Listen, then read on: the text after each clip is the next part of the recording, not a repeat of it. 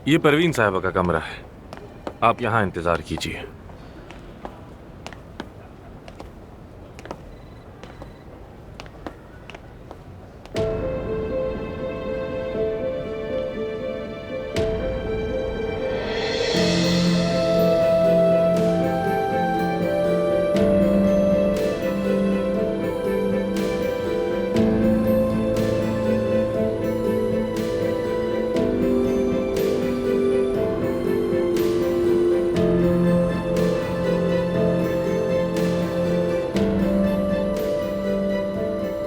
ये तो मतलब तुमने इससे कहा होगा कि मैं मरने वाली हूँ। और कोई चारा ही नहीं था, वरना ये आती ही नहीं। हिम्मत कैसी हुई तुम्हारी? इसका जवाब देना पड़ेगा तुम्हें। छोड़ूंगी नहीं मैं तुम्हें। इसका कसूर नहीं, मैंने इससे कहा था कि तुम्हें हर हाल में लेकर आए।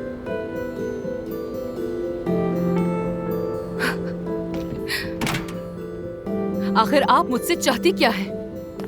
छोड़ दो। हाँ, मुझे क्यों बुलाया यहाँ? सोचा भी कैसे बुलाने का? बेटा मैं तो सिर्फ तुम्हें इतना बताना नहीं सुनना चाहती थी कि मुझे कुछ नहीं सुनना। नहीं चाहती हूँ। आपने क्या सोचा, खुद को क्या समझती है? कितनी खुदगर्ज है कि जब दिल चाहता है किसी की जिंदगी से उठकर चली जाती है और जब दिल चाहता है तो वापस आ जाती है। किस किस्म की औरत है आप? आपको शर्म आनी चाहिए।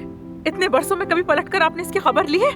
इस बदतमीज लड़की से कहो कि यहाँ से निकल जाए। जिसे आप बदतमीज कह रही हैं, इसी के पेरेंट्स ने मुझे बचपन से पाला है। उन्होंने ही मुझे सहारा दिया। अब मेरी माँ बनने की कोशिश बिल्कुल मत करें। ऐसी माँ किसी को भी ना मिले। शर्म आनी चाहिए आपको। थू। मैं तुम्हारे सारे सवालों के जवाब दूंगी। बहुत सी बातें हैं जो तुम्हें बतानी है। हाँ, चलो ऐसा चलते हैं। वक्त जाया करने तुम्हें की यहाँ जरूरत किसी नहीं। वजह से चलो। बुलाया था मैंने। आप आज भी वैसी ही हैं। बिल्कुल नहीं बदली। खुदगर्ज, मतलबी, संगदिल। अब यहाँ तक आ ही गई हो तो बात सुन लो मेरी। चली जाना फिर। नहीं मिलूंगी मैं आइंदा तुमसे। कोशिश तो करें मिलने की, फिर बताती हूँ। चलो सुन यहाँ से। चलो आओ मेरे साथ। मुझसे अब काम नहीं होता। काफी अरसे से मैं अपने हाथ का दर्द और उसका सुन रहना इग्नोर करती आई हूँ। पेरिफेरल न्यूरोपैथी का मसला है मुझे। अच्छा, तो मैं क्या करूँ? हाँ बताइए ना। मेरे हाथ में लिपोमा बढ़ रहा है, इसलिए मुझे फौरन सर्जरी करवानी होगी और फिर उसके बाद मेरी थेरेपी स्टार्ट की जाएगी। तभी मेरा हाथ दोबारा काम कर सकेगा। यहाँ चल क्या रहा है? क्या कोई टीवी प्रोग्राम चल रहा है? क्या हो रहा है? बताएं मुझे। मैं कुछ अर्सा मौजूद नहीं होंगी, इसलिए चाहती हूँ कि तुम ये हॉस्पिटल चलाओ। क्या मजाक कर रही हैं? पहले बेटी को छोड़ दो, फिर उसे काम करने के लिए बुला लो। हाँ, कहाँ पे लगा है कैमरा?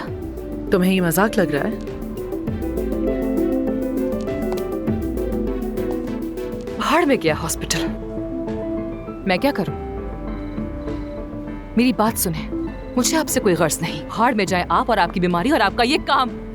3 महीने बहुत लंबा अरसा होता है। इस दौरान मैं अपने क्लाइंट्स को खोना नहीं चाहती। वो दूसरे डॉक्टर्स के पास चले जाएंगे और मुझे नुकसान होगा, और इसके लिए मैं सिर्फ तुम पर भरोसा कर सकती हूँ। और आपको ये ख्याल कैसे आ गया? हाँ, तुम्हारे बाप की तरबियत की वजह से।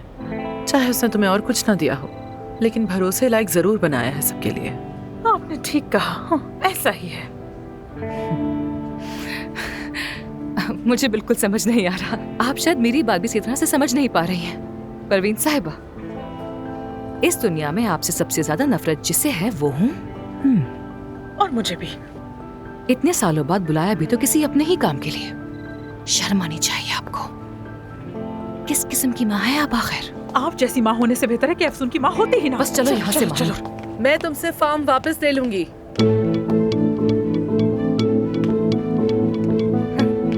क्या कहा?